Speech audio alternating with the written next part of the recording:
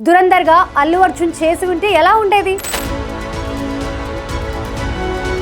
మెప్పించేవాడా లేదా?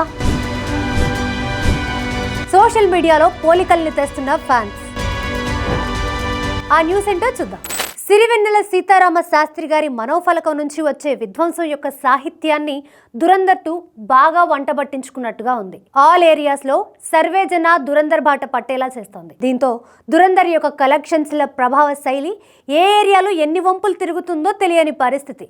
వారం కూడా తిరగకుండానే వసూలు చేసిన 919 కోట్ల గ్రాసే ఉదాహరణ. మరి అంతటి శక్తిని ప్రదర్శిస్తున్న దురందర్ 2లో తమ అభిమాన హీరో చేసి ఉంటే బాగుండని అనుకుని అభిమాని ఉండడు కదా. ఈ కోవలోనే అల్లు అర్జున్ దురందర్గా చేసి ఉంటే ఎలా ఉండేదన్న చర్చ సోషల్ మీడియా వేదికగా జరుగుతోంది.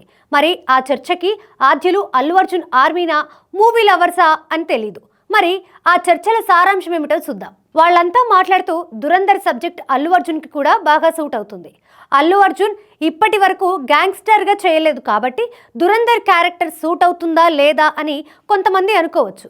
పుష్ప సిరీస్లో స్మగ్లర్గా చేస్తున్నాడని గెటప్ రివీల్ చేసినప్పుడు కొంతమంది సంకోచించారు. జనరల్ ఆడియన్స్ నుంచి రెస్పాన్స్ ఎలా వస్తుందని ఫ్యాన్స్ సైతం భయపడ్డారు. కానీ పుష్ప సిరీస్లో అల్లు అర్జున్ నుంచి వచ్చిన ఊచకోత పర్ఫార్మెన్స్ చూసి యావత్ ఇండియా పుష్ప పర్ఫార్మెన్స్కి సెల్యూట్ కొట్టింది. మరి ఈ లెక్కన దురందర్లోని హంజా అలియాస్ జస్కిరత్ సింగ్గా అల్లు అర్జున్ పర్ఫెక్ట్గా సూట్ అయ్యేవాడు.